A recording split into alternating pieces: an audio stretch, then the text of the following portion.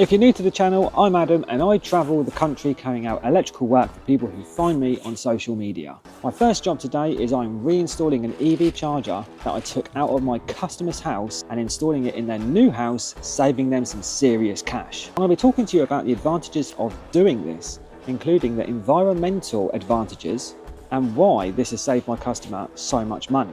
Then I'm tackling a bit of a nightmare repair on a cable. So this cable here is the culprit, and apparently this is new damage. So stick around and I'll show you how I get it all done. I carry out all of my work through remote surveys, so I have no idea how I'm going to do it really until I get there. So today what we have is this outdoor meter cupboard with an old Eaton 100 amp isolator, an old meter, but that doesn't affect me.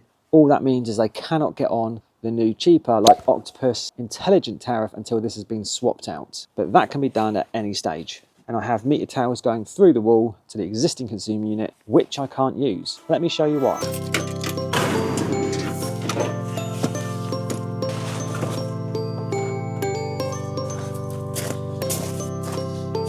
I've got to take you with me.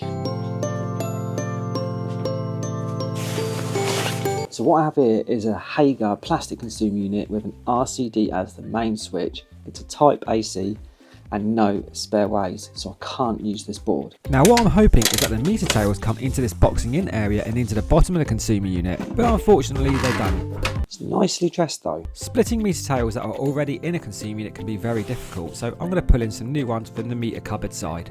What I'm thinking about doing is putting my consumer unit here next to this one. But I've taken this socket off to check to see which way the cables are running. If they're running up, that's a no-go, but they're running down and back up to the board. So I can put my board here without risking hitting any cables.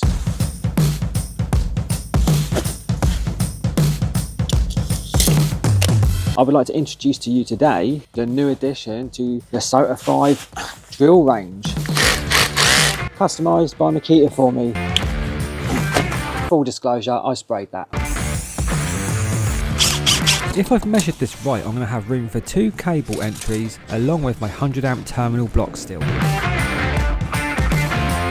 So because this meter box is recessed into the wall, I now just have the breeze blocks which we could see on the inside. Now hopefully if I've measured that right, I can just drill straight through there for my meter tails, and then that's going to give me a gauge of where I could put my second hole to put my EV Ultra through, because I'm going to pass that through this box and run it up to the charger just to keep things nice and neat. So I'm really limited to this space that I can work with to run cables. And this new Makita drill cost me 120 quid in screw fix, and I'm really going to put it through its paces. I'm going to core drill holes with this. I'm going to do everything and see what it's got, and if it looks like it's going to set on fire, I'm going to keep pushing it until we get those flames. And then hopefully you'll all understand why I always use a 240 drill for this. But I keep getting moaned at for not using a battery one. So this is why. Let's see what happens. You may prove me wrong. I don't know yet. Let's see where that's ended up. Perfect. And I still have room this side for another cable for my EV Ultra. Or this might be the EV Ultra. One of the two. We'll work that out later. Oh, bless me. There's a bit of wood in here. Let's see if we can core drill with this. Easy peasy. I'm impressed. 120 quid. All right.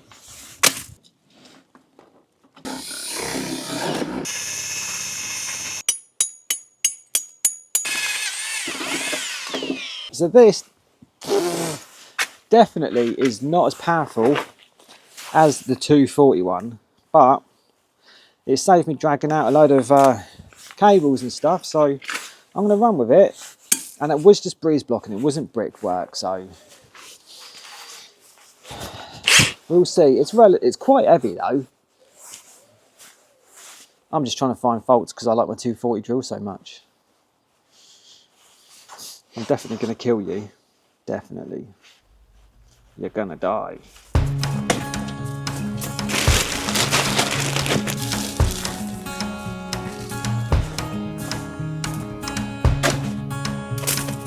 Bob.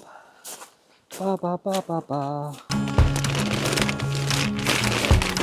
So the game plan is poke my meter tails through the hole, poke my EV Ultra cable through the other hole, run a Cat 5 through one of the holes also, get out of the rain, install consumer unit, install 100 amp terminal blocks here also to join up these with the other tails and out of the isolator. It will all make sense, I promise. Come on, twist.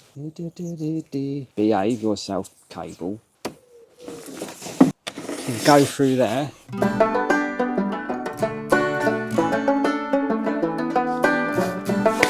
Right, so in this case, the first reason for taking your charger with you or advising your customer to do so if they're moving house is simply cost saving. They don't have to buy another charger. Simple as that. And the people at the old property requested for this one to be taken out as well because they don't have electric cars. Let's save the environment by taking the charger with you and save that plastic manufacturing.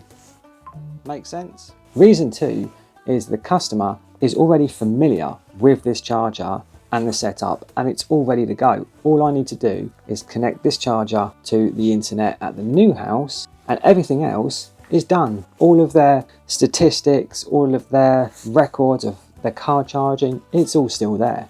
They don't lose anything. Environmental considerations, as I basically just mentioned a second ago, if the customer is into sustainable living practices, this is good for the carbon footprint. And also by taking it with them, it reduces electrical or plastic waste, which is important in today's eco-conscious world. Buying a house that has an EV charger already installed in it doesn't put a lot of value on it, I'll be honest. So you are better off just taking your charger that you're used to, that you know, just take it with you at the new house. Save 600 quid or whatever the charger costs, and you're just better off.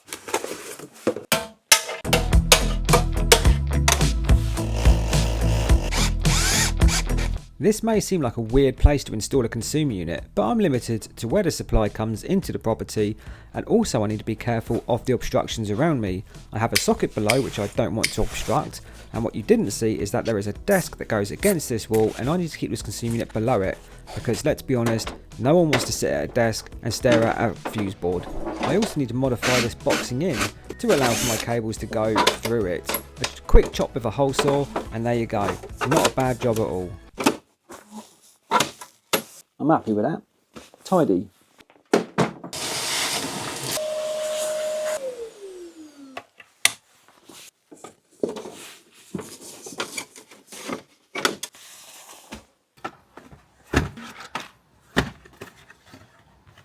If you're working around loads of stones, then it's a good idea to put a mat down first, just so you don't lose any screws or anything like that. Because you know what it's like.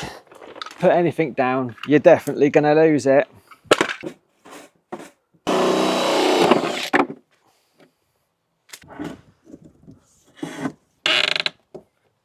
Right, now I'm just left with this rogue one. Too short. Oh, I might be able to do that. Thank you so much. You know when you don't know the house. Yeah. Your knees all right doing that? Yeah, all right, I've got knee pads in. Oh, okay. Yeah, that's fine, yeah. Thank you. All right, I'll leave you to it. Thanks. That's a very caring customer. Oh, lovely jubbly. Double check everything's tight and we'll put it back together. This is the charger that I took out from the other job. From the other house, I mean. It needs a bit of a clean.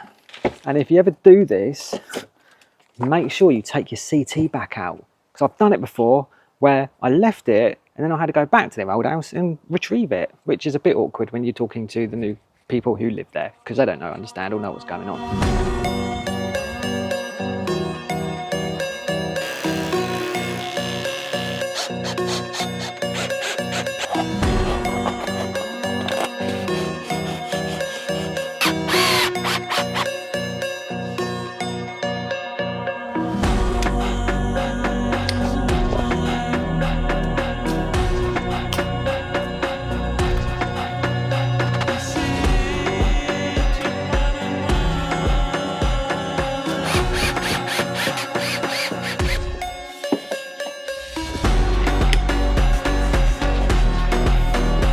Right, all I need to do is finish off the testing. I need to connect it to the internet, but I can't do it on the installer's app because the charger's registered to my customer, so I need to do it through her phone. And then we're going to get off and find out what's wrong with this cable and try and repair it.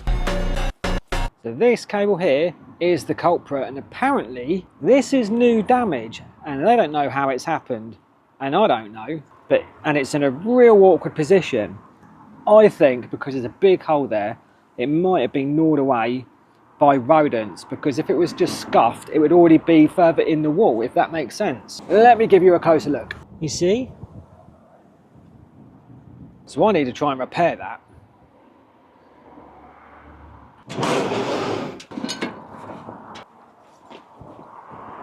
So this is where that cable comes straight through the wall and into this little isolator switch box thing. So I'm going to turn it off. I'm going to disconnect this cable completely, take the gland off it, pull it back out, try and repair it, oops, and then pull it back in again without damaging it again, and we'll see what's really going on.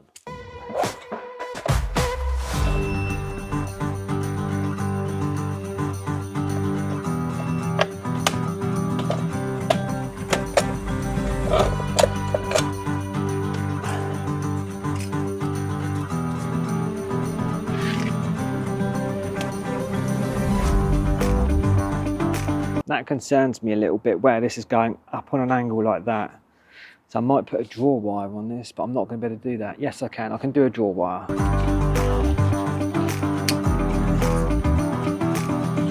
And there's my draw wire. This looks like it's been chewed to me, if I'm honest with you. I honestly can't work out how this cable has got damaged at this point. If you have any ideas, let me know in the comments. So what I'm going to do is quite simple. Before I do anything, I'm going to clean my cable and then prepare it for the repair. Now in this box here, which you can't see, I have some heat shrink and stuff. Jointing tape. This is a 3M sort of bitumen style tape, which is going to give me that waterproof seal that I want. So we're going to tape it first. I'm going to tape it up first with this and then heat shrink over the top of it.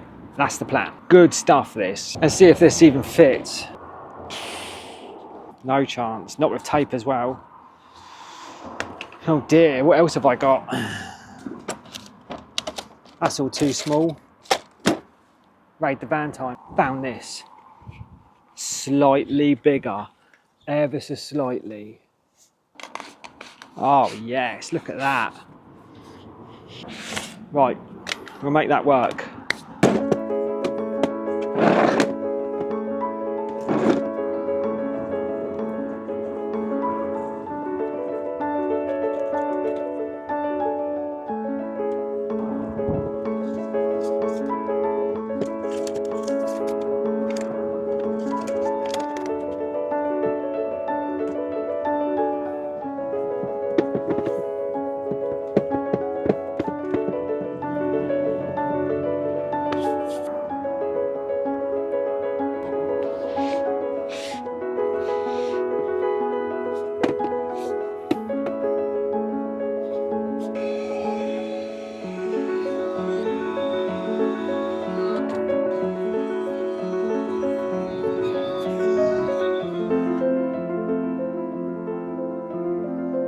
And that is a perfect little cable repair.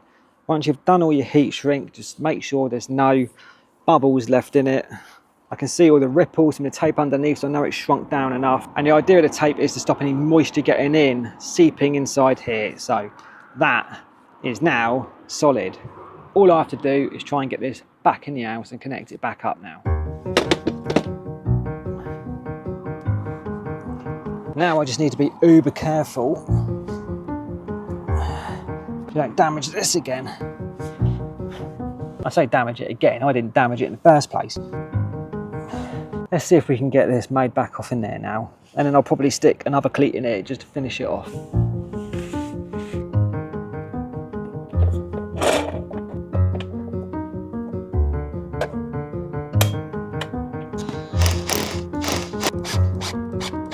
And the last thing I'm going to do is just fill it full of mastic. There's a little hole there. I'm just going to bung some in there as well. And do the same on the inside. That's me done. Subscribe to my channel.